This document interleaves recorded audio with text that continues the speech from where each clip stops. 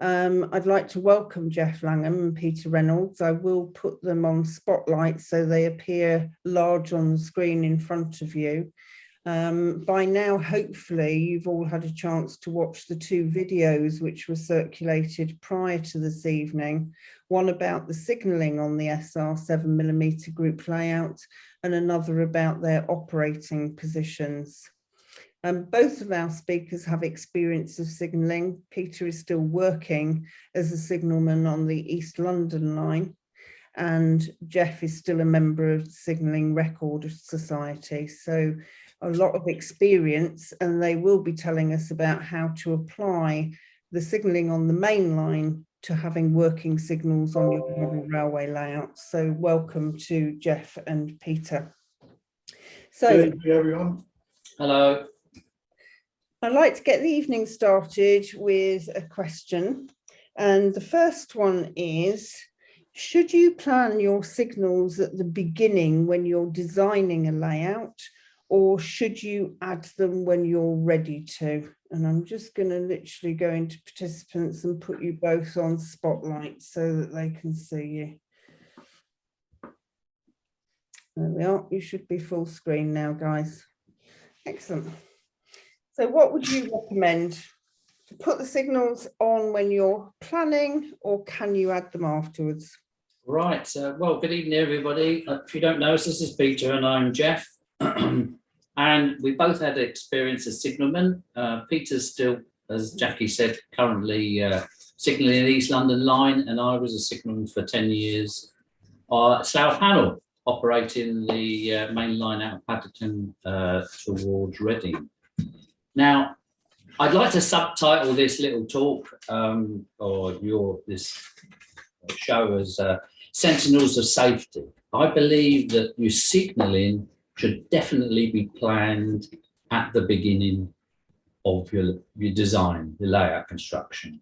Remember that signalling is for the protection and regulation of movements on the railway. And in many ways, signalmen are functionaries. They don't design the system, they just operate it to the rules. We have tonight with us, who's a guest, Mike Ball, who was S&T on the Southern region, who not only designs the signalling layouts, but also maintains them. And he, in actual fact, maintains some of the signals and some of the signal boxes, which we feature on our layout. So the secret to signalling is lots, I'm afraid, of planning and research. Although we're not experts, we join the Signalling Record Society, who have full information about signalling and diagrams. I thoroughly recommend that if anybody wants to do signalling or is interested in putting signalling on their layout, they join the Signalling Record Society. We've got a great fountain of knowledge, and we'll be able to supply you as a member with diagrams and details of signal boxes and layouts up and down the country.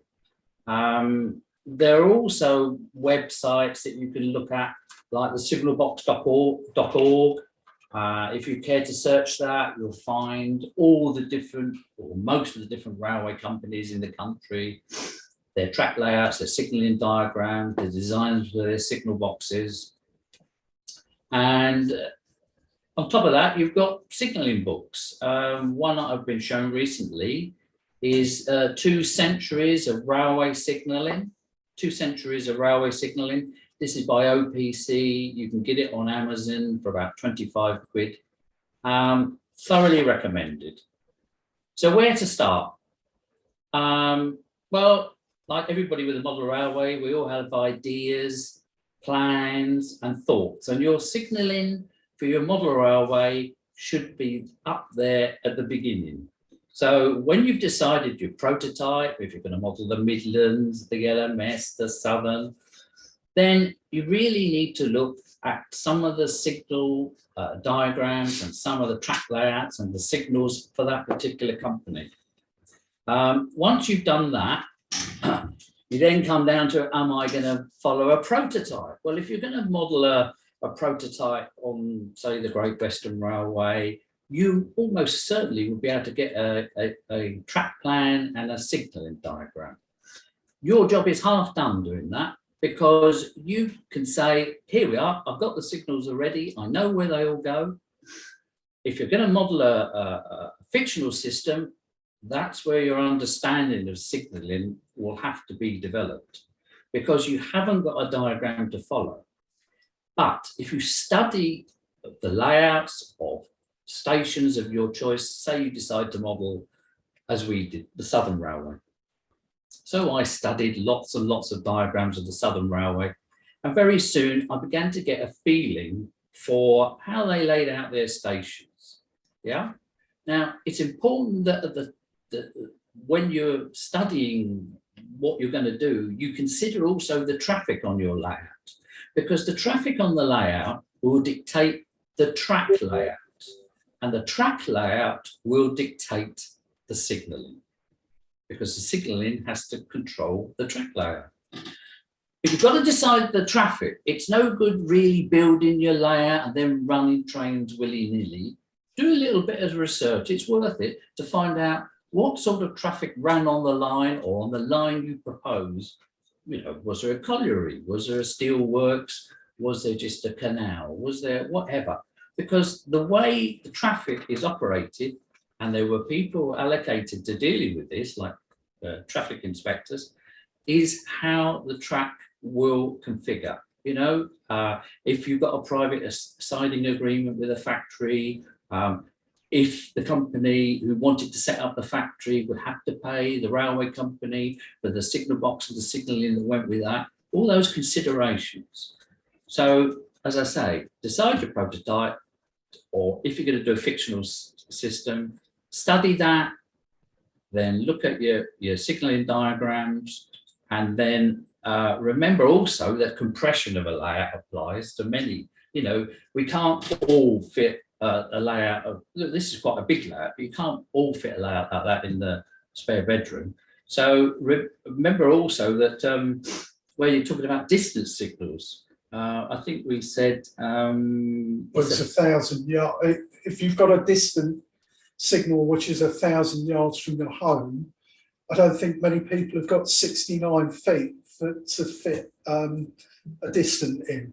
So you have to consider compression, and maybe do away with certain types of signals, but you will know largely on how much space you've got, what you can and you can get away with doing away with, and what you need to immediately control what you're going to be running. Yes, yeah, that's true. So don't build your layout and treat signalling as an afterthought. Wherever possible, it must be included in the plan. It will make life a lot easier for you, and the research and the study is a lot of fun. It's well worth enjoying. I say eventually you'll get a feeling, if it's a fictional system, you get a feeling for what signalling you will need at your station. And if it's a prototype, well, there you've got the signalling on a diagram, and on both systems, you're going to have to compress things. But I'd definitely say do your planning, do the signalling planning when you're designing the plan in your layout. All right. So remember, you need to know what traffic you're going to run on your railway. That will take your track layout, and that will help you then plan your signalling, especially if it's a fictional system. Hope that answers that question. That's very helpful. Thank you, Jeff.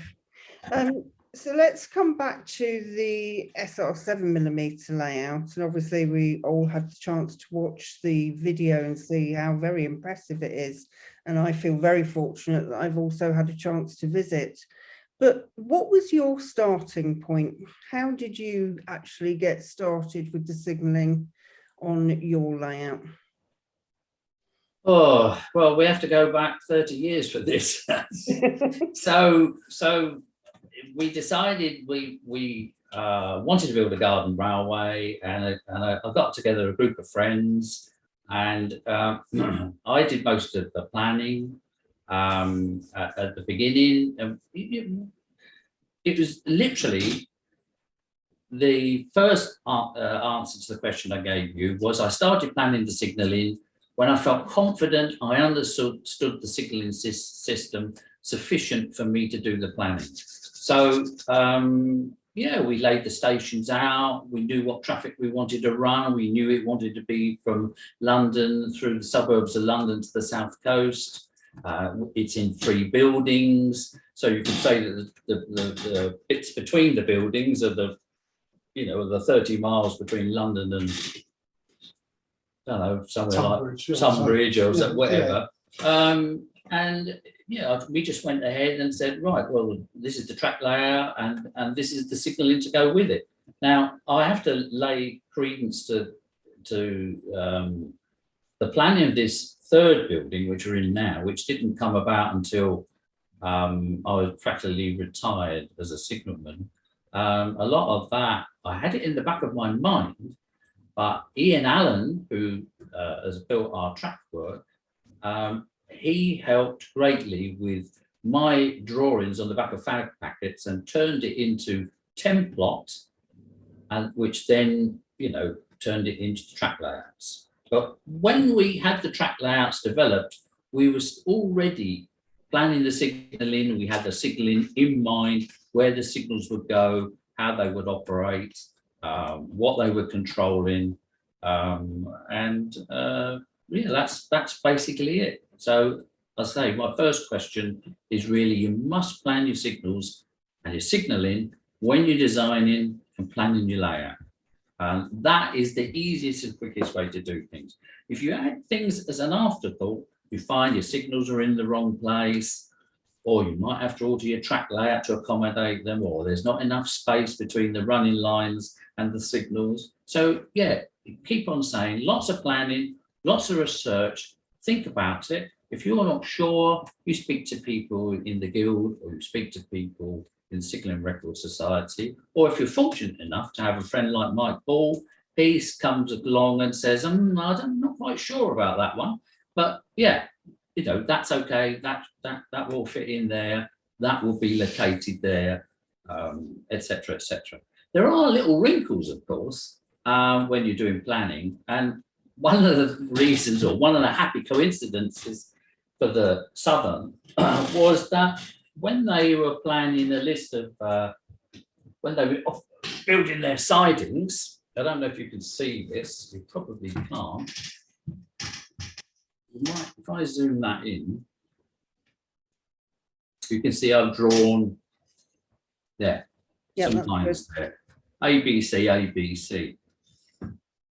Here, the Great Western, I'm not picking on them, or the LMS, would put 3 discs to control your entry to 3 sidings. And it would read top to bottom, left to right.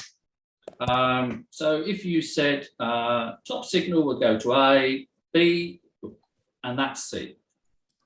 Now the Southern only ever use 1 disc. Well, I say only ever, there's always exceptions to the rule. I'm sure somebody will tell me later. But what they did is they instructed their drivers to observe the lie of the points. So immediately you can see, you've saved 2 signals there, you only need 1 there. So this is what I'm talking about with research and study of the prototype. You can save yourself time and space by looking at which railways didn't want to spend a lot of money. And let's face it, when they were laying out the railway systems of the early 19th century, they had an averse to facing point locks, because facing point locks and facing points meant more money to be spent on a railway. So look at the early diagrams and you see, apart from junctions, many of them avoided facing points. You know, they would rather back into a goods yard or back into a siding. And that's all part of the history and part of the research of the railways. If you're modelling in the 50s, then you'll find that the railways were less risk averse. You know, they would fit facing points, but not where it wasn't really necessary. And consider also the fact that many of the track layouts survived from the Victorian period up to when the railway closed. So some layouts never changed, some were changing all the time. Signals changed, you know, they were timber posts and then they went over to metal. The Southern loved to build rail built stuff. So all those things have to be taken into consideration. But then you can Then you can go the opposite way from the southern, which is my home interest, which is the Northeastern, where because they got castigated by the Board of Trade in, I think it was 1906 or something like that, about the number of accidents that they were responsible for. They went totally the opposite way, where they signalled absolutely every possible conceivable route going. And not only that, you've got, in essence, you've actually got 3 companies within one company. So one area, you had a northern, central and a southern division. The central division was the old Stockton and Darlington. And they all followed their own design and concepts of signals, everything like that. So you end up with some quirks like, and the best example is Tow Law Station. I actually went on holiday to Tow Law this year. And the pub by where the level crossing has got all the pictures, but I've got the signal box diagram from there. And they use letters for points and numbers for signals, but lever number 1 is actually signal number 6. And it doesn't follow the normal scheme of things. So that goes to show you, and just to reinforce what Jeff says, it's very important that you should consider what company you're going to model, because they're virtually all different. Jeff mentioned the signalbox.org.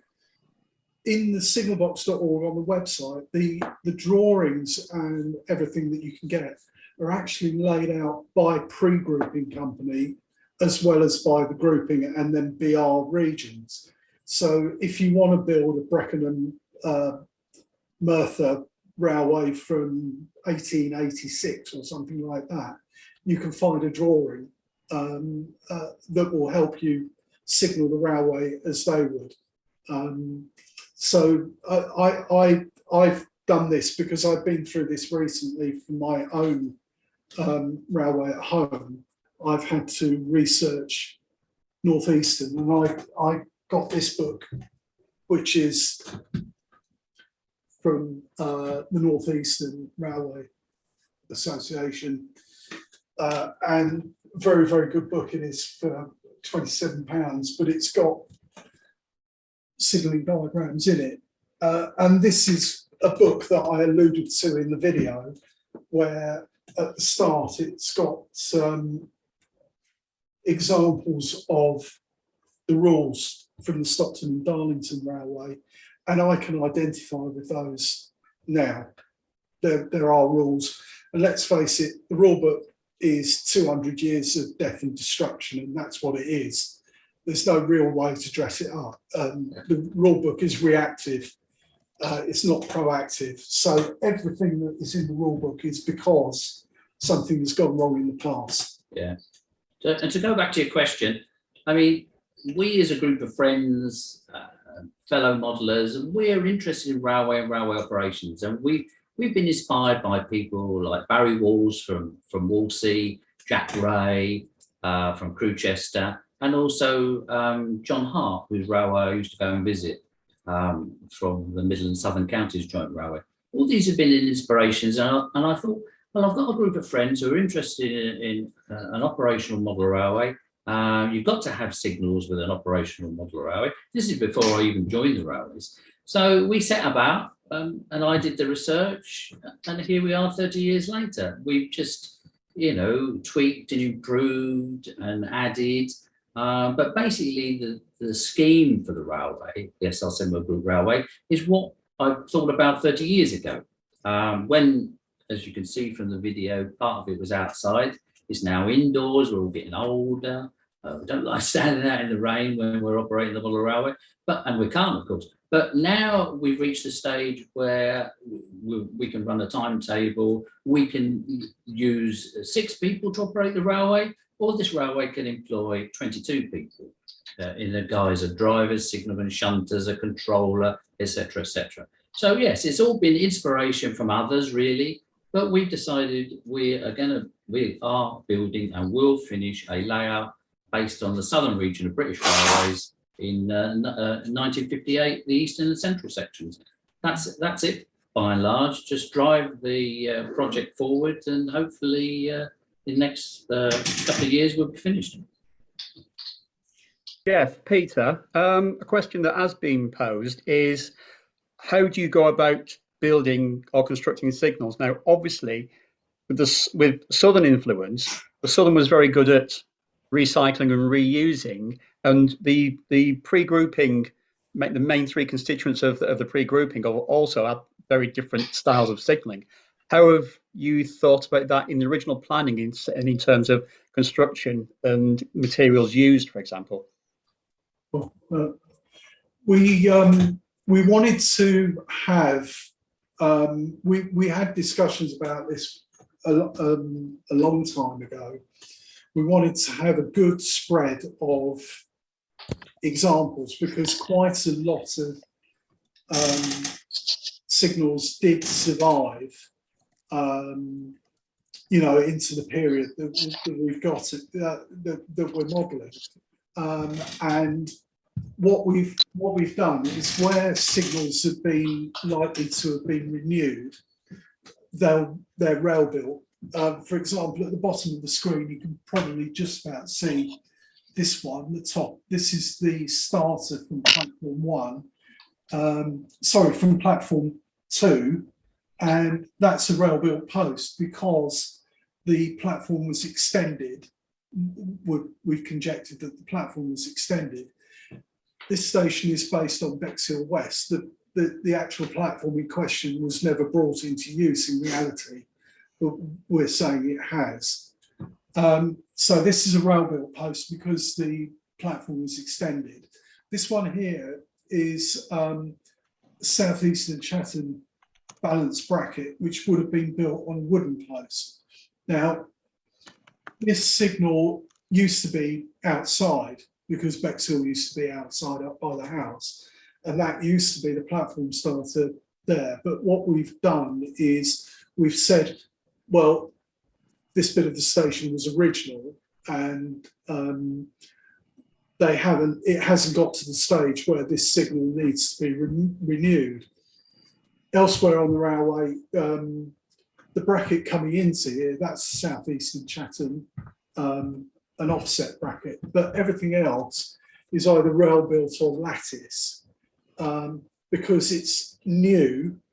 The line that runs into platform 1, which is just out of view at the bottom of the screen, is electrified, and so we've said, right, that was open. When do we reckon it was open? 1920s. 1928. Yeah, it was electrified. Yeah, it was electrified and opened in 1928. So what they've done is they've used second-hand signals or rail-built signals, and that's how it's signalled. Elsewhere on the line, everywhere you go, there is a mixture of types of signal, because, as I said, the Southern was very diverse, and they were very, very good at recycling and stuff. If they took a signal down, they tended to, if it was still in reasonable condition and could be refurbished, they would re-erect it somewhere else if they had a suitable location for it.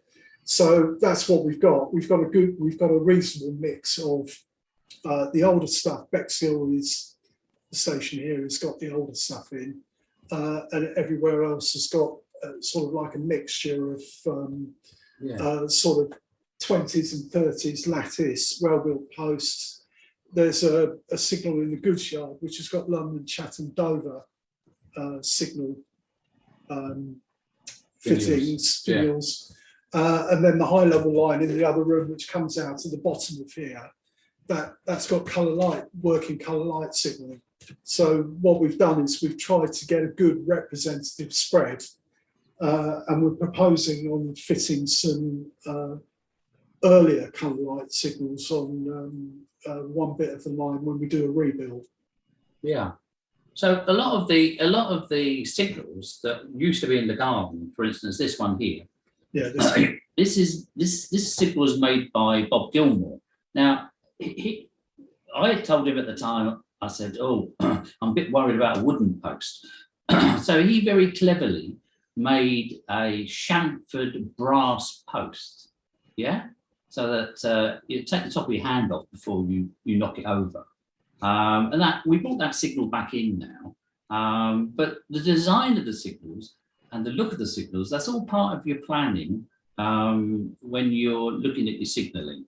So I say we've got these metal signals, we've got rail built signals, we've got lattice post signals, but you know, there's lots of kits about for signals and lots of kit parts, and the people who built our signals, which are Peter here, Bob Gilmore, Simon, our chairman, and Mike Ball, of course, who I've already alluded to.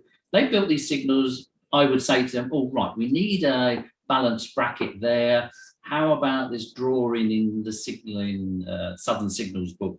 You know, it's a nice lower quadrant Southeastern Chatham signal. Yeah, okay, all right, I can build that. Yeah, I can do that." And that's what we. But then, although lots of parts of them are scratch built, lots of them have got their kits of parts. So, you know, when you've selected your signal that you want to put in a particular place on the layout, you can generally find that the trade will have these parts available for you, and you build your signalling up from that. It's like building a loco, you know, you pay your money, you take your choice. The important part, of course, is how you work the signal. Yeah. Peter will come on to that later. There's various methods of doing it. But we're to be honest, we're lucky because the railway is so large, and as Jeff said, it's in 3 buildings and outside as well. We've got scope to actually have loads of different types. But if you were modelling the Southern in a sort of a smaller area, because of the way that they worked, you would be able to basically replicate what we've done, because it wouldn't be out of place to have signals of different types in a compressed location, because they very rarely, they used to do spot renewals. So if the post had rotted away, then they would go, "I'll replace that one with a number 19." Yeah, they replace it with a lattice or a rail built post. Robin, can you pass me that box? So what we've got, these are a couple of signals that I've got. This one is a bit unusual, because this is based on a signal that used to stand at Faversham, in Faversham Yard. And what it was a stop shunting signal, because the entrance to the exit, the entrance to the engine shed at Faversham, out of one of the bay platform, well, one of the passing platforms, crossed the goods yard entrance and the down and up Margate line on the level. They had to have some means. I mean, the main line was protected by the running signals, but the goods yard wasn't. So this is based on that, and it stands normally with both arms off like that. And when you can no longer shunt in the yard, both arms go back to on, and that's going to be here, because we have a scissors crossover.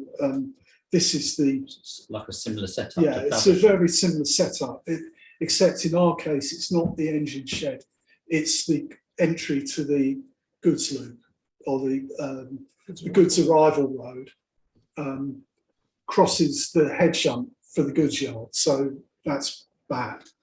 And then the other one I've got, which I've been working on for my railway at home, this is my first signal. It's a Northeastern bracket. And this is the down advanced starter for my railway.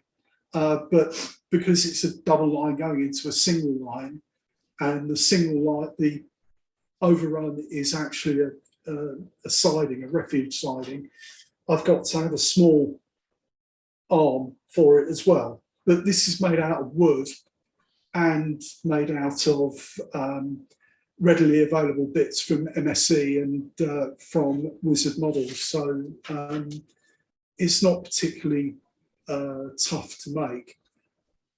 it will have lit lights, and the ladder, because the ladder's brass, that conducts the electricity, that the return connection goes on the screw on the bottom, and then the return goes up there. So all I've got to do is run 2 wires for the positive for the bulbs, but I haven't got the dustbin type NER lamps yet.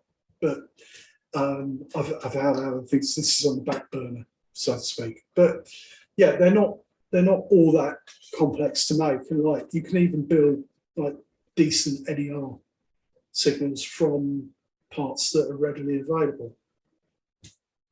Yeah.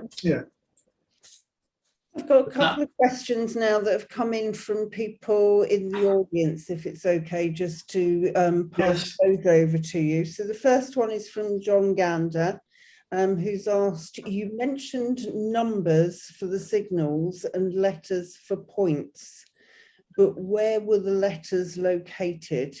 On the ground signal somewhere, question mark. Well, I've actually got you probably won't be able to see it, but there is in here. If you give me a chance. This to was find a one-off, though, wasn't it? It was a one-off. It's like everything on locomotives, wagons, everything. And signalling's no different. There's always the exception to the rule. Just the same as we don't know everything, and there's always somebody who knows more than you do. There are exceptions in the world of signalling to rules and about how you lay the signals out, and you know, what they controlled and how they controlled. I don't know, Robin, if you can zoom in on the bottom drawing on that. Do you want to hold it a bit? It might be right. That's so fine. Yeah, that's good. Can you see it? Can you read it? That is, it's the lever frame layout is at the bottom. I'm a bit low. It's the wrong way, really. Yeah, the camera's reversed.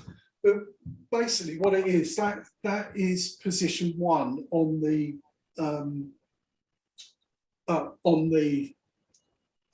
lever frame, but it's actually signal number 6. So position number 1, it was actually 6A. So in position number 1 was a distant. It was laid out conventionally. So you would have your distance at your outer ends for a lever frame, but the lever normally in the first position on a lever frame is lever number 1, but in this case it was lever number 6A, and then lever number 2 was lever number 6, and then lever number 3 was signal number 5, lever number 4 was signal number 7, and then lever number 5 was actually points D. It was very, very unusual. It's very strange. It's been held up in this book because it is so strange and unique. But all the signals were letters, but they weren't positioned in the frame as the numbers that they were on the ground. And the points are all letters. I don't think history has recorded why they did that. have No. No. So It doesn't say why. that is an exception to the rule. Yeah. Basically. They don't know why it was done. It was just really, really strange. If you were setting out your lever frame, you would generally put, if you had an up and down line, you'd have mainly your points in the middle, and your up line signals one end of the frame and your down line signals the other, so that the signalman could work through the lever numbers. But that wasn't always So as it should be said. it's laid out conventionally with the distance at either end, but they're not. Lever number 1 isn't signal number 1; it's signal number 6, etc. Ken Gray's actually just added a comment here saying lever frames numbered left to right. Signal and point numbers normally follow left to right. The numbers on the levers, point numbers on point timber next to normally closed switch Mechanical signals normally did not have their numbers on them. Yeah, no, but I mention this because it is the exception. It's the only exception that I've ever found to that rule. It's not laid out like that. It's laid out conventionally, but it doesn't. It's difficult to describe. It's laid out conventionally. It's just an exception. Yeah, it is what it is. It's just an exception. I can't find any other examples of this anywhere. Even for stuff that's been renewed, strangely, because they used to do. I've seen another lever frame where they've added a lever outside lever number one, and they've started lettering them. What A? Yeah, A and etc. etc. Yeah. But and that was purely to say, well, it's like when they put a platform 0 in on the railway, and there are a number of those. It's because you call that platform 0, or that's one platform that you've called platform 0. If you call that platform 1, you've got another umpteen to renumber. So it's just to save money, really, like most things that they do, which is strange. But like I said, that's the only example that I can find of that. And as Jeff said, it's been lost in the mist of time. It dates from 1867, and there are no surviving records as to why it's like that. When you do look at your plan and you do your research and you look at your books and all the rest of it, a lot of how this is done will become reasonably obvious. Yeah. Isn't it? It's quite logical in a way, the way it's done. It doesn't appear so at first, but the more you study track layouts and lever frames and signal boxes and signalling, the more logical it becomes. And in the end, you'll pick up a feeling for, yes, that's where that would have been. That's how that frame would have gone, and all the rest of it. I mean, people talk about the sizes of signal boxes. Well, the sizes of signal boxes were dictated by the size of the lever frame. So if you've got, say, 20 levers for your signal box, your points and your signals, you have to check on how far apart the levers were. Say they were 4 inches apart. Yeah. So it would be 20 times 4 inches, and then you add on another sort of 6 foot at either end of your box, and also to get round to the back of the box where you might have your wire adjusters for your signals, and that basically gives you a rough size for your box, your physical size of your box, covering a certain number of levers, and that's why you often see signal boxes that have been extended when track layouts have been altered and made larger. They put an extension on the signal box because they had to extend the frame. Now, this box here, Bex Hill, which is just slightly out of shot, that box, I don't know if you can see it. Yeah, this box here. Yeah. When the Southeastern and Chatham built Bex Hill West, they built a box with, what was it, 120 levers. There's 120 levers, but they only ever used 84 of them. So that means there were 40 something that weren't even used. And that was because the Bexhill terminus that they planned in the excitement of the Edwardian period, it never grew to the station that they wanted it to be. It only ever ended up with one island platform that was used and the grass-grown one that wasn't. So you can imagine so many of the levers in that box were just painted white. But, this was them spending a lot of money. They had the money at the time. They planned for a much bigger station layout. But in the end, it just ended up being a country branch line, albeit it was double track. So there's all those sorts of things that you can find when you're doing your research about lines that were built, lines that were never built, and plan things accordingly to fit the circumstances, your pocket, and the size of the layout you're going to build. Yeah, that's really helpful. Thank you. Raymond Cool, I think it's Cool, sorry if I've pronounced that wrong, would like to ask a question, please, about a signalling problem in his garden railway. Raymond, do you want to unmute and tell us what the problem is? Yes, can you hear me okay? Yeah. I have a garden layout and it's very large, and the main part of the layout is a continuous double track run-in, the outside clockwise, the inside anti-clockwise. The problem I've got is, I've got on the outside track, I've got a turnout going over a bridge to a remote countryside junction, and that's the end of that track. But in a short distance, there's another turnout which is left, which goes to another part of the layout. Now, can I put on the main outside track a 3-arm signal? The highest one is for express traffic to carry straight on. The next one is to say there's a turnout, and the little one would be off if there was a turn, if I had to turn left on the second point. Is that permissible, or would I have to have another lot of signals to control a second turnout? Well, it would largely depend how close. Yeah, together they it are. largely depends on how close all the points were.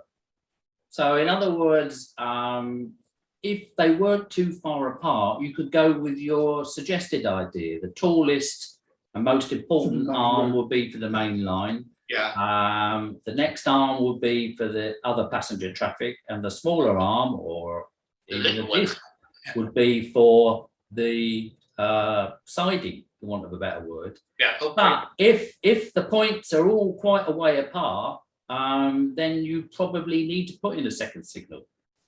How far apart are this? The track goes round immediately. The main turnout, when the engine leaves that, it's going across a bridge, which is getting across a path. And once it's crossed the bridge, it immediately turns left. So they are reasonably close together. Well, Or they're reasonably close together, What, 3 or 4 feet perhaps? Perhaps a little bit more than that, but not much more than that. I mean, we've got those ones down there. How far is that? That's a good 6 feet, isn't it? Yeah, I don't see why, you know, that seems reasonable. That seems reasonable. Your suggestion for the tallest arm for the principal route and the next arm for the right. passenger route, and then the go other like that, if you like. short signal for the siding. So if the furthest arm is off and the next one is off, but the main traffic one is on, and I say a push-pull train comes along, it means he can leave the main line and he can go left again on the next turnout. That would be permissible, would it? It would be permissible. Yeah, but I'm remembering that you can only have one signal off depending on which route you set. No, that's what I was wondering. You see, Yeah, so yeah, you can't. How does a 3-arm signal work in reality if you've got it like a staircase? I understand if he pulls the main one off, a passenger train goes straight through. Yeah. If he pulls the next one off, he's going to turn off. Yes. Can he have that one on and the little one, or can it only be one at a time? It's only one at a time. Only one at a time. So I don't see how that would work then, would it? Because he would have put in reality, the driver would have passed that 3-arm signal, only seeing one off. Correct. So what it is that what the arm dictates the route. Yeah. yeah. So if you've got 3 routes, you have an arm for each route. Yeah. Right. And the driver can pass the other signals at danger because they don't appertain to his route. So the one that is off is the one for his route. Right. If you've got the board, Yeah, Peter or Peter do a little diagram on the back. So you're saying that the line branches off to the left and then there's another branch off to the left. That's correct, yes. We'll just, If you remember, I showed you that little diagram earlier on that Yeah. showed you the disk signals, top to bottom, left is to it like right. that? That's exactly right. Right. Exactly okay. as it is. Right, and is the far left-hand route passenger or freight? It's passenger because it's a single line and I've got to get the passenger train back to a terminus off the main line. But it's a single line, but it will need two-way operation because I've got a signal already protecting it from the exit of the turnout. What might be easiest, Peter, is if Raymond sends you a diagram so that you can have a look at it. Well, So you could, that would be perfectly acceptable. That would it? Yes. yeah. I hope, I would like it to be, but how will a driver know if he's going to go left on the second turnout? Well, he would, The signal that appertains to the route is the one that's off. So he'd know it was his route because the other two signals will be on. Ah, right. I see. so it would be like that. I don't know, that's probably the right, it's probably come out the wrong way round, but So what you're saying is, if the far left one was on off only, yeah, then he would knows take he's the gonna most leave. left-hand route. Yeah, he knows he's going to leave, Yeah. and Yeah. he's going to go on the next one. yeah. We've actually got a signal like that, but it's behind the camera, so you can't see it. Ah, right, I see. So And it's the routes are to the right rather than to the left. if the driver saw the little one on only and the other two off, he's going to expect it to make two turns, Yes. if you like. Yeah. Yeah. So remember, when the signal is on, it is Yes. at danger, and when it is off, it is at clear. So in that, you'd only signal over one route of the three. So Yeah. two would remain on, and one would be off, depending on which route you'd select. Yeah. And that would tell the driver, that's what I'm going to be doing. I mentioned in the video that there's a book which is produced by the RSSB, which is called RS521, and that is the modern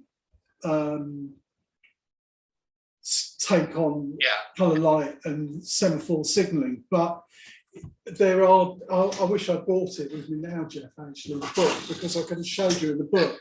It explains exactly what we're trying to sort of convey. It's actually got two lines with three off on one side and three off on the other, and two semaphore brackets, and it explains which ones mean which lines. So just to clarify, and that would make it clearer. thank you. RS521. Right. So if you've got a 3-arm signal, no matter if it's going that way or that way, but they're all different heights.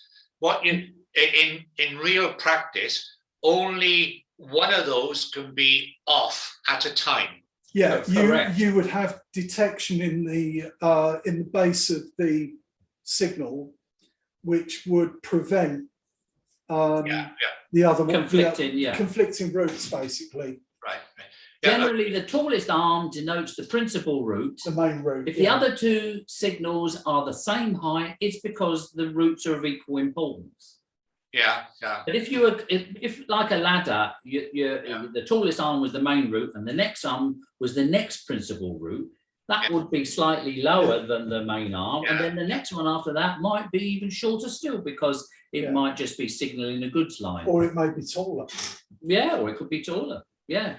Okay, I'm going to cut that one there because I think we need to get on to some of the other questions. Sorry, Raymond. That's right. Thank you very much for that. Send me a message if you want, and I'll. I was going to say, we share your email address, Peter, and then if people do have specific questions for their layout, they could get in touch. Would that be all right?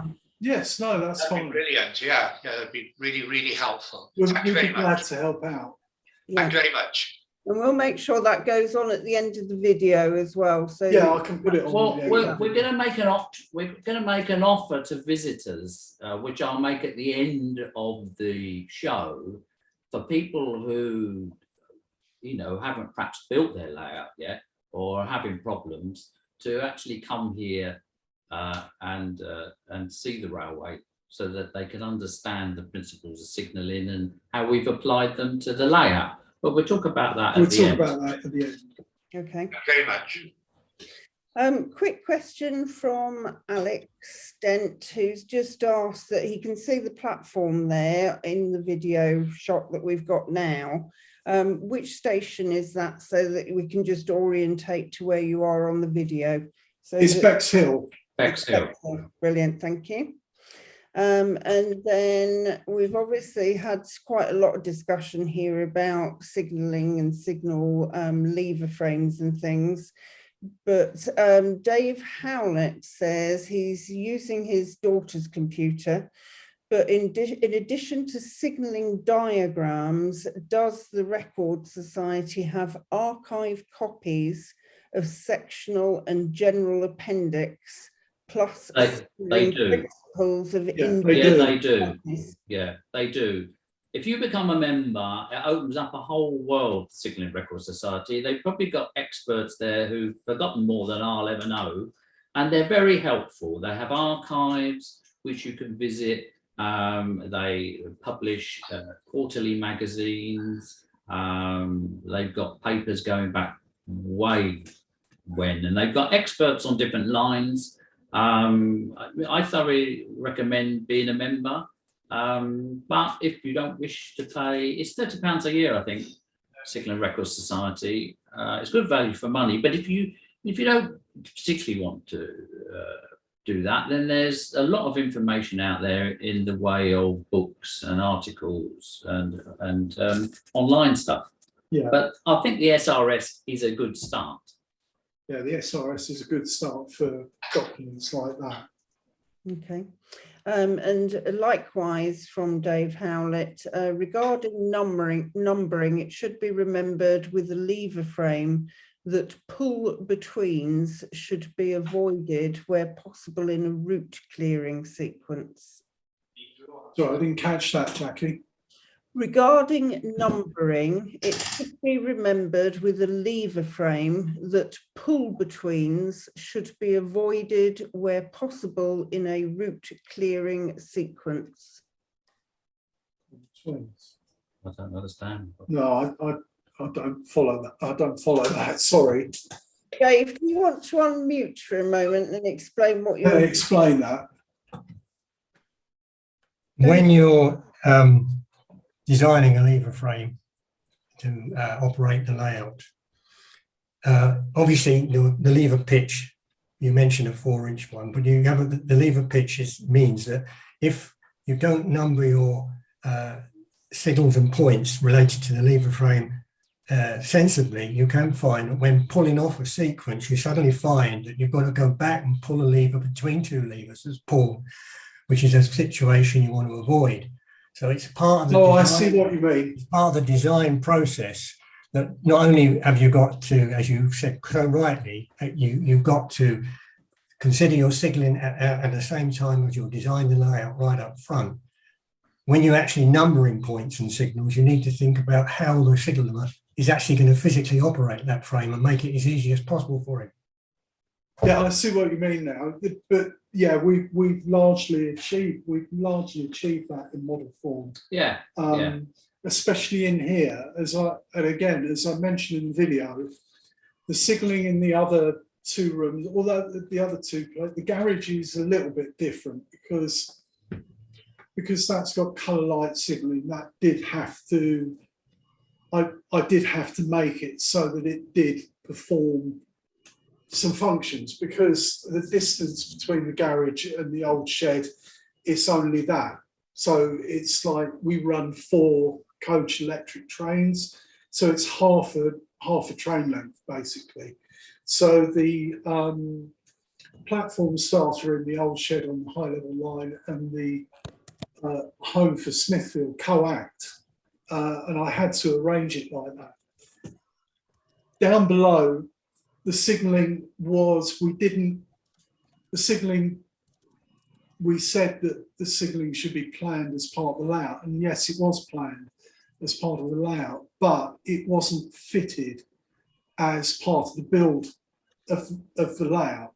So what it has the defect in that you don't actually have to operate the signalling to enable trains to move. And I did mention it in the video, when we built all this, the signalling in here, you have to operate it correctly for a train to move. These signals, these three signals here, for example, and the one that's out of view back there, which are the platform starters, they actually coact with the isolating section at this end of the platform. It's fitted with a 6-amp diode, so when you drive a train into the platform, it passes over the section, and you can drive to the end and you can isolate it. There are only 4 isolating switches that are for the ends of the platforms. When you back a locomotive on out of the engine yard here onto your train to take it back into the old shed, you can back the train past because it is fitted with a diode, so it works the same way as when you're driving in. But when you go to drive out, it will not work unless you set the route correctly. So for this one, for example, well, I'll do that one because I can remember the numbers offhand.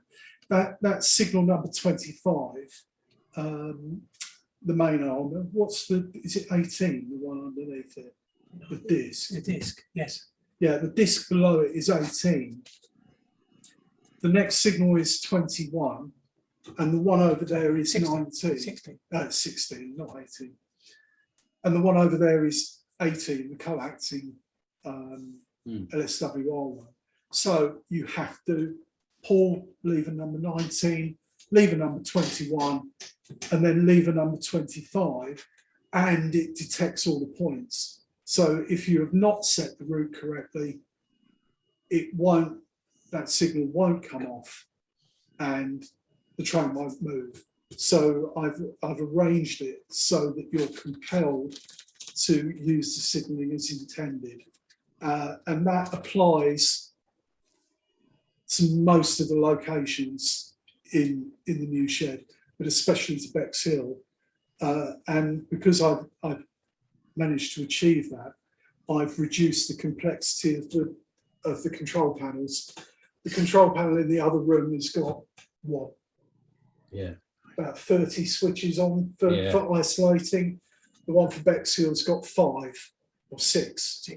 It's got 6 switches. That one in there's got 30.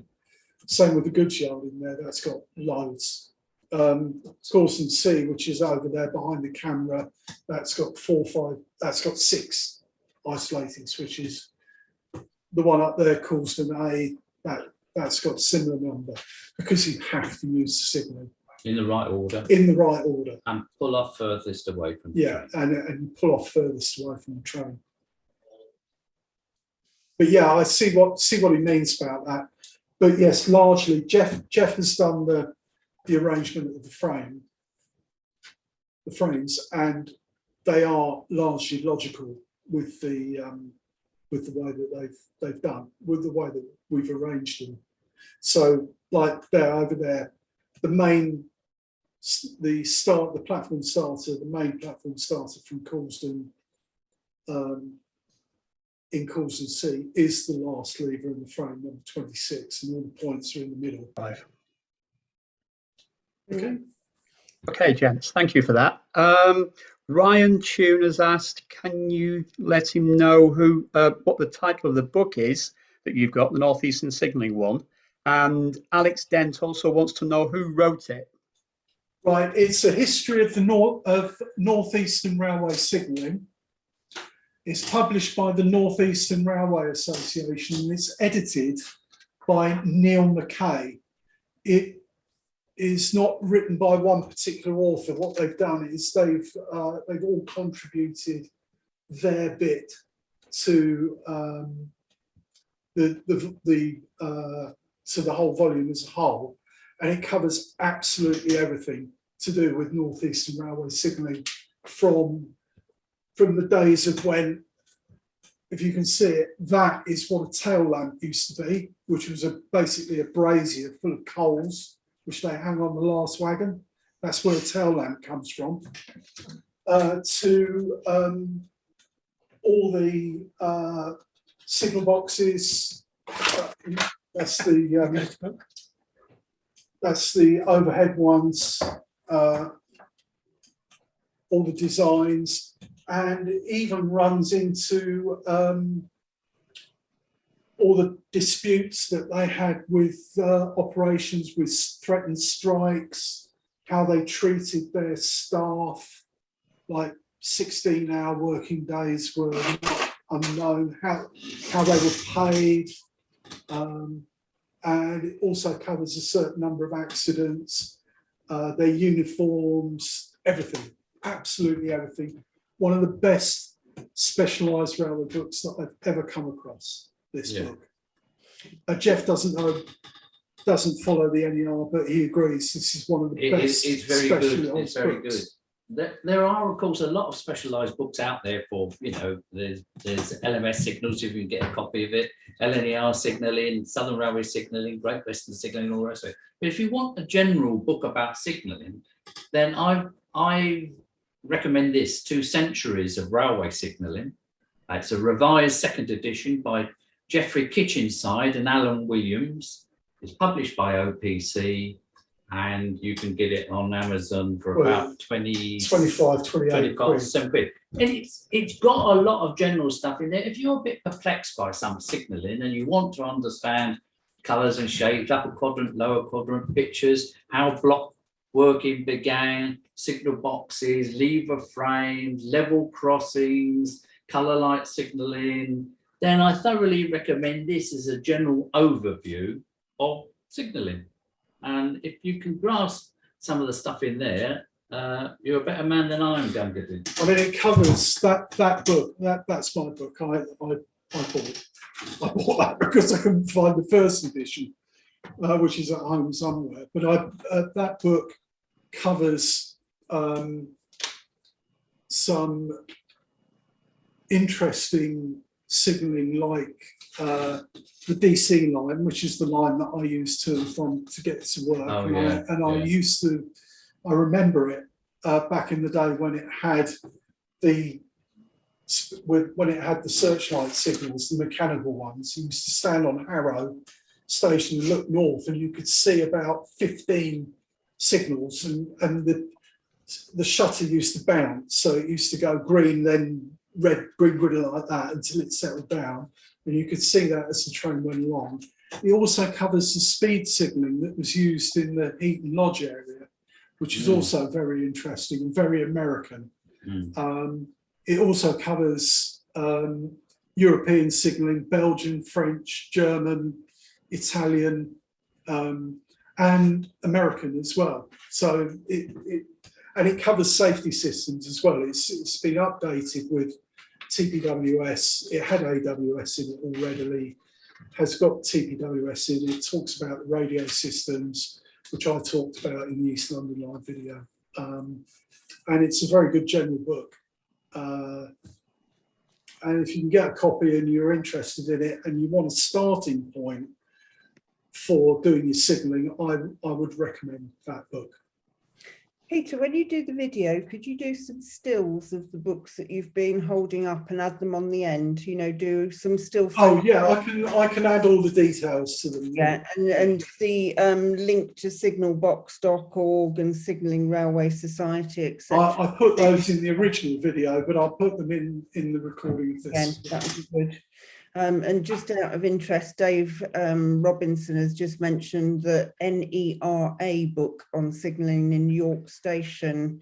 He thinks is even better in his whole opinion. So, it's just, there's so many resources out there, isn't there, that people will find. I've got 4 of the NERA books, and they're all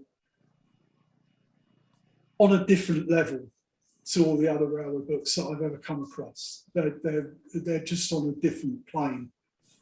to everything else. My interest in the NER is relatively new, and I follow the Great Central and the Southern and everything, and there are loads of books on that. But this is these books that the NERA produce are just sort of up here, really. They're so well researched. They're brilliant. Yeah. Okay, thank you. Next question we have is from Steve Other. He says, I think with mechanical rodding, there was a limit on the distance between box and facing points. And I know it's basically points in general. Is this so? Yes, there is a limit. Yes, there is. 270, was it 275 yards? I'm not quite sure. I think it was about, I'm not sure. I can't remember. Steve Howlett's got his hand. Dave Howlett's got his hand up. Do you know the answer, Dave? Yeah, it's 350 yards, as I recall. 350 yards. Right. Yeah, there are certain signal boxes that I've seen, like on long passing loops, where they would be 2 signal boxes. So I've got a couple of M&GN books which are also up here in terms of books, and what they did to save money is that they would abolish one of the signal boxes at the end of a double track section or a loop. So you'd have a station with a loop, passing loop, and it would need 2 signal boxes because of the distance. Of the distance. And what they did, they would eliminate one of the boxes and they motor work the points. They'd motor work the points, but the poor old signalman had to hand crank. Hand He'd generator. have to hand crank them. He'd have a hand generator that he would have to crank to 350 yards. Yeah, it is. We've looked it up. It's 350 yards. Yeah. The way to get around that, of course, with mechanical rodding would be to move, for example, if you had a junction, move the junction closer to the signal box, and you would then have gauntlet track. Yeah. For a certain distance, and I think was it Wyndham Junction was an example of that. Yeah, there was a stretch of gauntleted track on the Midland Main Line as well. Yeah. Which was worked like that. It was in London as well. Haverstock Hill Tunnel that had gauntleted tracking for that precise reason. As the railway companies didn't want to spend money. None of them. No. Steve Hother has got a hand raised. Steve, have you got a follow-up? Yes, my question was prompted because years ago I visited Newton Moor signal box on the Highland Main Line, which is a single track with a very long passing loop. And the signal box was one end of the at the points at one end of the platform. I was a bit amused to find the signalman was issued with a bicycle. So he just cycled down. I'm not kidding. I've heard that story. Yeah, I can well imagine. That's even cheaper than a generator, isn't it? Well, it was Scotland. And it's we're trying to be explain. I think the last bit may have been pulling my leg because I was only a schoolboy. He explained that's why trains got delayed in the snow because it took them longer to cycle down the platform. Yeah. Thank you, Steve. Chris, you've got your hand raised. Yeah, just to amplify a bit on that mechanical operation distance. Of course, it depends what period you're modelling, because originally it was 200 yards. It only became 350 yards much later. And just to amplify on the question, it's not just facing points, but all points are a maximum of 350. Yeah. Yeah, it is all points. You're correct. Yes. Okay. Thank you, Chris. Okay. Should I come on to the next one? Yeah, go on, Jackie. Question here from Ian Major, who would like to know a bit more about communication between the signallers. Can you suggest a good source of information on the sequence of bell messages between signalmen? Well, that book I showed you, 2 Centuries of Railway Signalling. Yeah, 2 Centuries of Railway Signalling.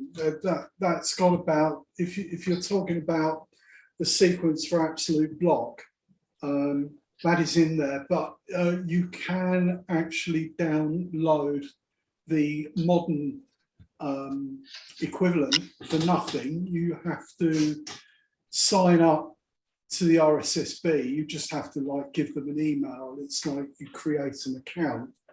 And what you are interested in, if you want to do absolute block, is you want module TS1.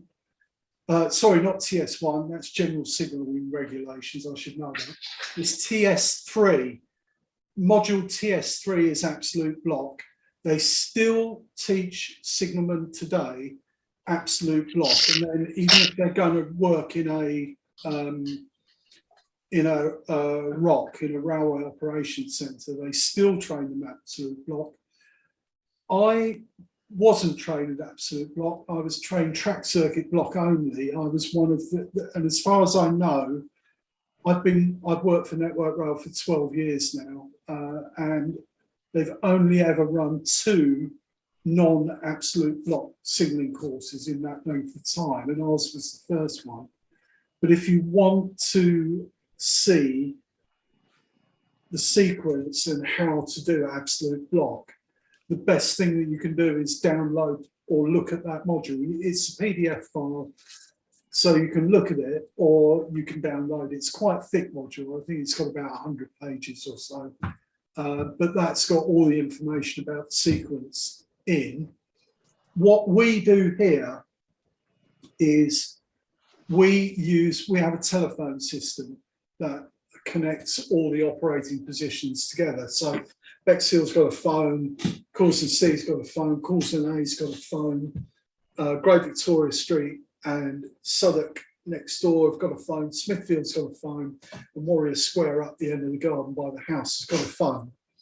And we 3-5. Yeah, we do something called 3-5 working, which is actually part of the track circuit block module. It's track circuit block chapter 3 section 5, which is why it's called 3-5 working, and that is basically absolute block by telephone, except we're excused booking.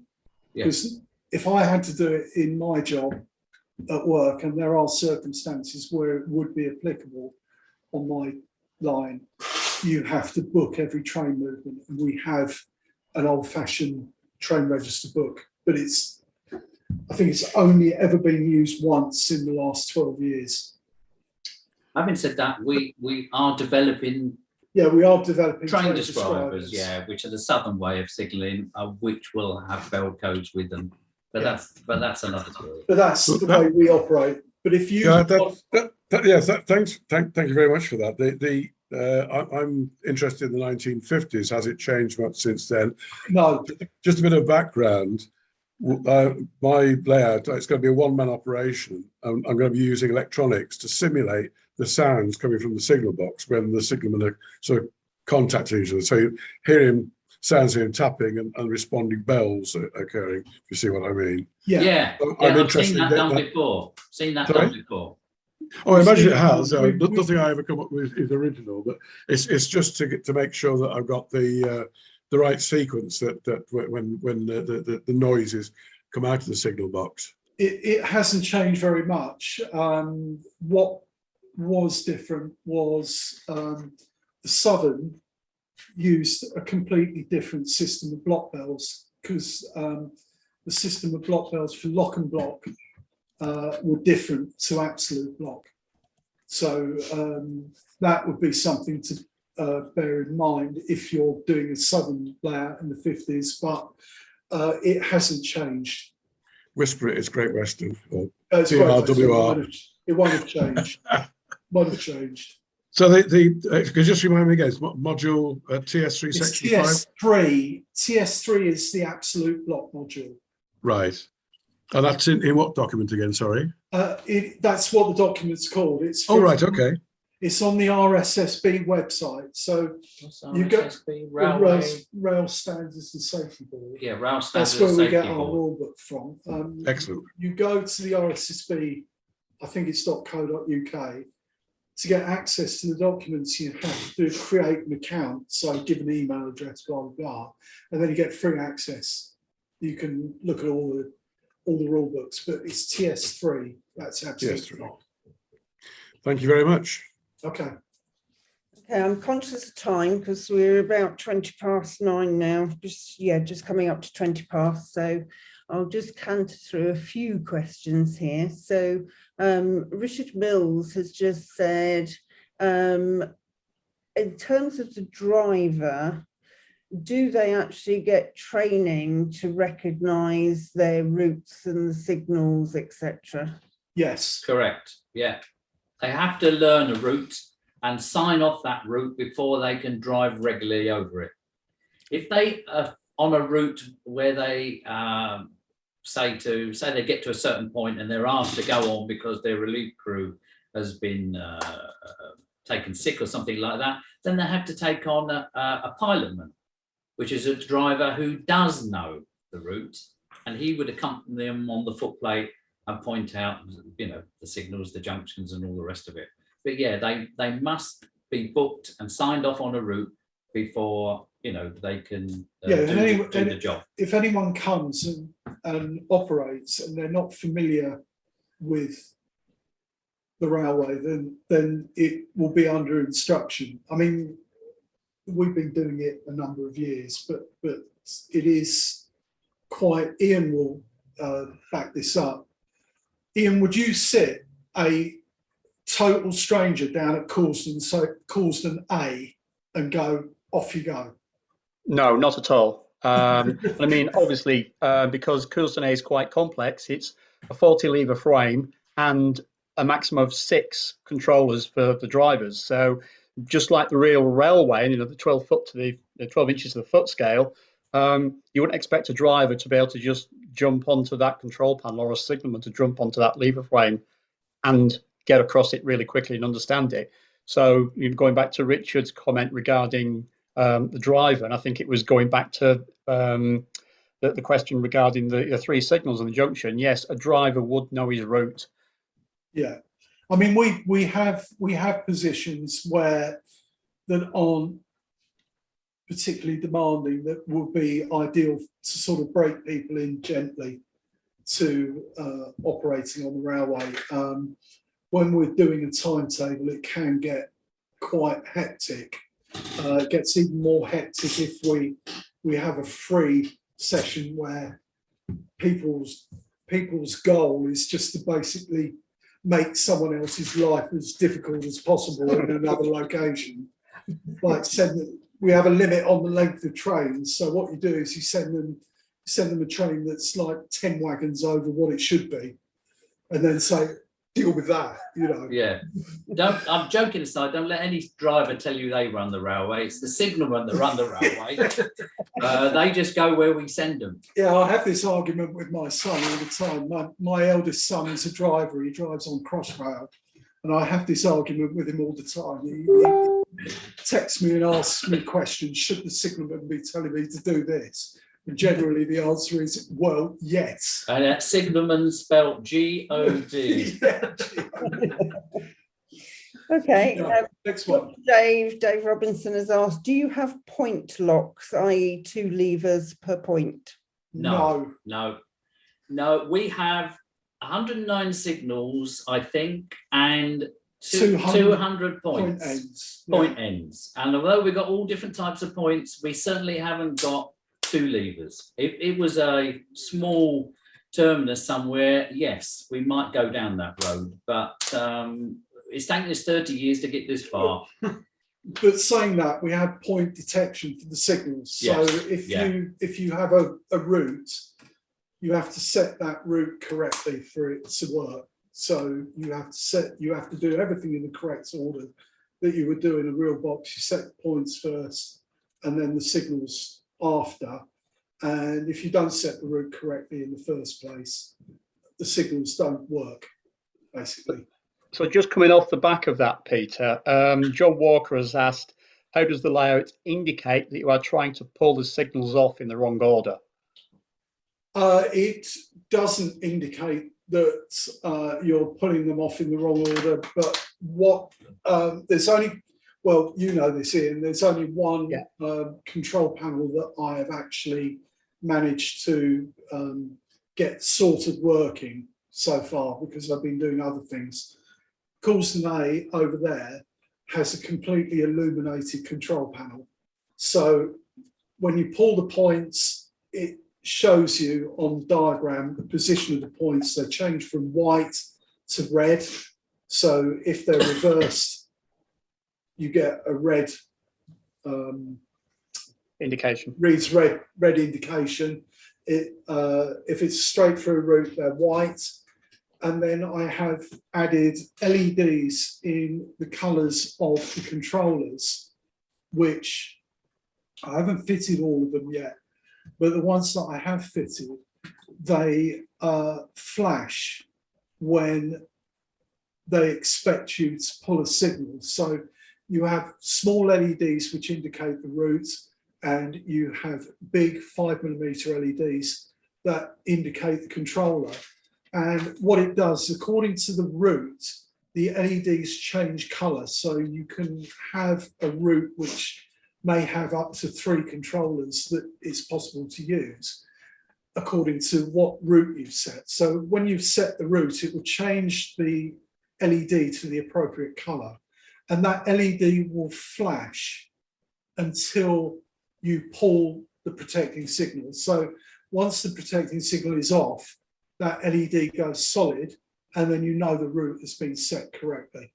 But if you don't set it correctly and then pull the signal, nothing will happen. But other than that, though, going back to John's question, is there isn't actually any physical indication that you're trying to pull signals off in the wrong order. All you get is indication that the signals you have set are not correct. In here, no. In the other room, there is an indicate in the other room, and in Smithfield, there is an interlock indicator. So if you set a route incorrectly and then try and pull the signal, it tells you there's a buzzer that sounds. Okay, now just quickly mentioning interlocking, and I've got another question from Dave Howlett to come back to.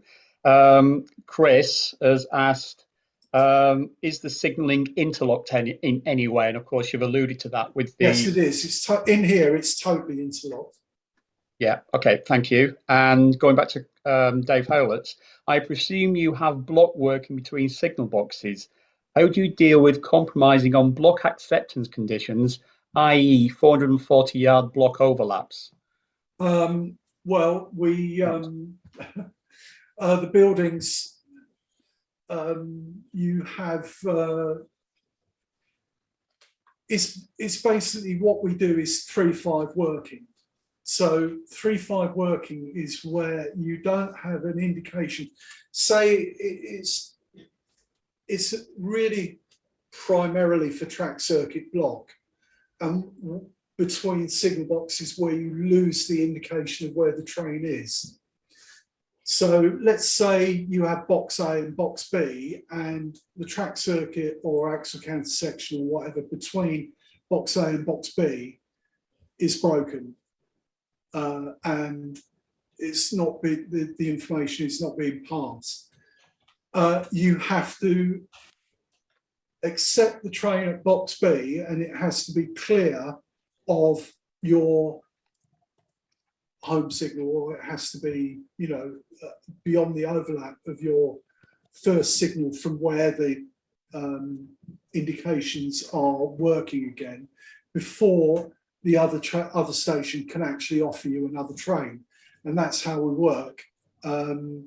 So, for example, whoever's sitting here at Bexhill, the train goes out, it goes the length of the shed, it goes back on itself and the length of the shed again, and then it comes in on the other side, which is behind us. And the signalman at Coulsdon will not accept another train until the train that has been sent to him has actually cleared the place where he's got protection. So for an express, it will be in platform 1, which is on the far side. Then he can accept another train into platform 3 once it's cleared. So that's the way that we work. It's modified 3-5 working, or it's telephone block, but based on track circuit block, not on absolute block. And later on it'll be train and describer. later on it'll be train describers, but it will work in the same way, in that you will not be able to accept a train until the train is clear of the previous section. The NX, which I talked about in the video, that has working track circuits. They're not connected yet, but it does have working track circuits, so you get all the indications from that, and that will be an assistance as well.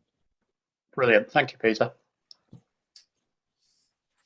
I think we've got one final question that we've got outstanding, which was from Tony Cow. Tony's basically building the swing bridge at Selby. Oh yes, it's covered in that book that I showed. Yeah, the track was gauntleted as the signalman could not operate the points on the opposite end of the bridge. Tony, I don't know if you're there and if you want to just expand on that. Well, they couldn't pass rods over the swing bridge. Yeah, initially when the swing bridge was built, there was no ways of controlling the points on the northern side of the bridge, and it went into a 4-track main line at that point, because it's Selby is at a crossroads of the east-west line from Hull to Liverpool, and of course the East Coast main line. And what they did was they gauntleted it across the bridge so that the slow goods could continue on the 4-track main line at the other side, but they had to reduce to effectively 2-track width going across the bridge. Well, yes. That was until 1929 when they invented these electric point motors. Well, they're in this book. There is an extract from the 1852 York and North Midland Railway Rulebook, which actually pertains to Selby Bridge. And it's got all the information, and it's actually got a picture of the lever frame and block shelf in Selby East signalling cabin, and it does explain about all that. It's got all the locking of the frame and everything. Like I said, this book covers just about everything. It's even got a picture, if you've ever seen them. Oh, I don't know, Robin, if you can hold that picture up. I don't know if you'll get it in a bit closer. Yes, I've got that picture. You've seen that picture? Yes. Yeah, the one with the strange, they look like German signals. Yeah, to control the river traffic. I'm going to say that's for the river traffic, is that signal? Yeah. But yes, it's got loads of stuff in there. Like it's like like I said earlier, it's one of those exceptions that proves a rule about things like that. It's difficult to describe, but it's the railways were very adaptable, and what they did is that they adapted what they did to circumstances. And the Northeastern was so diverse in the way that it was made up that there was absolutely loads of sort of strange little idiosyncrasies that existed throughout the area, basically. But I can well imagine that they would do something like that. Just before we go, I'm surprised nobody's asked any questions about how we actually operate the signals, with fishing wire or servos. There's all alternative methods. We've done that, but that might possibly be a subject we can discuss on a future occasion, We're quite happy to do another evening with, perhaps next year, and to help out fellow modelers out there who are struggling with how they actually get their signals to work. And obviously using fishing wire and things like that, there's a knack to it, but obviously it's quite cheap and cheerful to make it happen. And it's very effective. And it's very effective. It's essential outside. So we're quite happy to do that. We're also happy to invite any of the members who have come on to the show today to come and see the railway, perhaps next year. Gajo Guild members only, I'm sorry, and probably a maximum of 20. We'll perhaps come to some arrangement if Jackie would be kind enough to filter out the people. But if you want to come and see, if you're perplexed by signalling, if you want us to say why we put this signal there, why we did this, why we did that, how that operates, quite happy for you to come along and see and have a look. Have a look at the railway if it helps you with your layout and with your layout planning. But I would say, don't be just deterred. Signals don't necessarily have to work if you just want them as background, but why install them if they're not operable? They're a joy to operate, they enhance the layout considerably, but don't get hung up over signaling. Remember, enjoy your layout, have fun, and treat it for what it is. It's a hobby. Lovely, thank you. Just before we go and before we finally wrap this up, Chris has mentioned mechanical rods and wires can pass over a swing or lifting bridge by using a push-pull mechanism that they developed. And Michael, don't know his surname, who's Michael's Galaxy Tab A. Great talk. It's opened a new world for me, Michael. That's our pleasure. It's absolutely our pleasure to do this. I mean, it's not a black art. No, we've been doing it 30 years. I mean, none of my children were born, and I had more hair when we started. As did I. Yeah, as did you. Yeah, but the experience that we built up is over 30 years. So we're more than happy to pass on anything that anyone else would consider would be of assistance. And that's a great thing about the Guild. I've learned from Guild people, and now it's our turn to pass that information on to others and to help them out. And that's where the Guild is strongest, in helping its members and of course making many friends in the whilst you're doing it. Thank you, Jeff. Michael Holland, a question. Michael. Yes, gentlemen. I don't know whether I misheard you earlier on in the talk when you were talking about the order in which signals were pulled off. And I got the impression you said that the one furthest from the train was pulled off first. I got the impression it was the other way round through sequence locking. For instance, the home signal can't be pulled off if the starter is off. Purely and simply because of the risk of a driver going past the starting signal, expecting it to be clear if the home signal is. And you are quite correct. What I should have said is that we were talking about this station in front of us, which is Bexhill, which is a terminus. The terminus. Right. It's a terminus, and it's been arranged so that you pull the advanced starter off, which protects the level crossing, and then there's another intermediate one which protects a junction, and then you have the platform starter. But I should have said that is the case. What you said is correct for everywhere else. So you pull the signal off, which is closest to the signal box, and then you work your way back towards the way that the train is coming. Remember, I'm not trained on absolute blocks, so Okay. although I can do it, I've done it in reality. I used to operate Bollow Lane signal box down in West London, and that was absolute block. Even I was trained to do it, but I did. But yeah, everywhere else works like that. Brilliant. Thank you, Michael. Thanks for that, and the clarification on that as well. I've put my email address up, Ian, because what I would say to people is my email address was in the joining instructions. And if people would like to take up Jeff's kind offer to visit, perhaps email me first, and then I can put a list together and send it through to Jeff. Is that okay with you, Jeff? Yeah, that's fine. Yeah, as long as they're Guild members.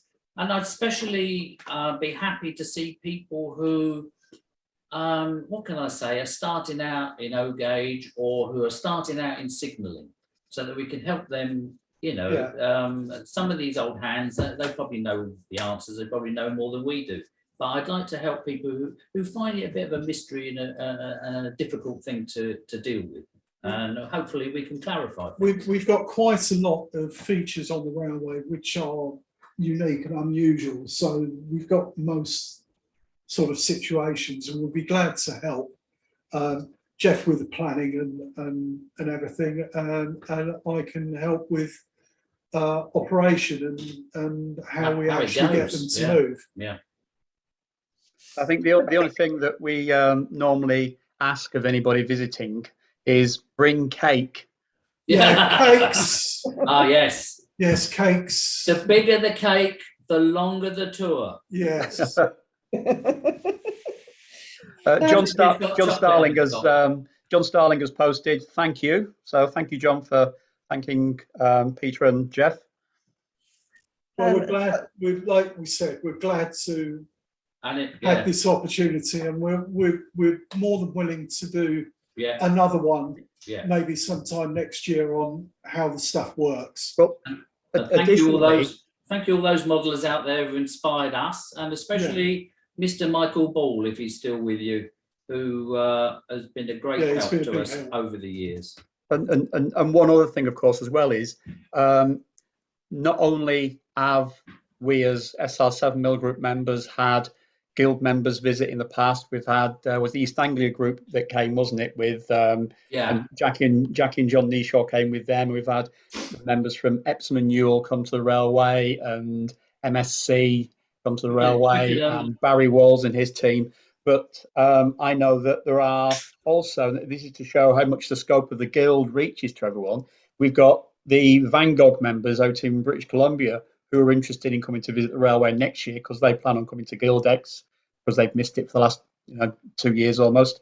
And I know that there's even some modelers in Australia that are coming over to the UK that would like to visit the railway. So it's got quite a following globally as well. So by all means, please do take Jeff and Peter up on the offer of visiting the railway if you can, because it is quite interesting, and it's different because each area, each building actually conveys a different scene and a different feel for the railway as a whole, with unique signalling for each building. It's quite correct. There's different sort of different stages of signalling. Some of it's sort of early colour light, early late colour light. There'll be even earlier colour lights eventually. Bexhill is a mixture of pre-grouping and sort of 1930s. Coulsdon is sort of virtually all 1930s sort of type signalling. Warrior Square, which is outside, that's pre-grouping with a few renewals. And we're more than happy to show people and help people with whatever tasks they would like to carry out. Okay. One last question from Alex, because I know Alex has got his hand up. I'd like to say it's very interesting, you two. I think I learned about this and that layout, Bexhill West. That is a good name for that one. I created a thread on the Guild forum. I'm new to the DCC no gauge, and it's onto forum right now. And I thought you can have a look at my message and some suggestion I'd like to have. I'd like to have a bit of support from you guys.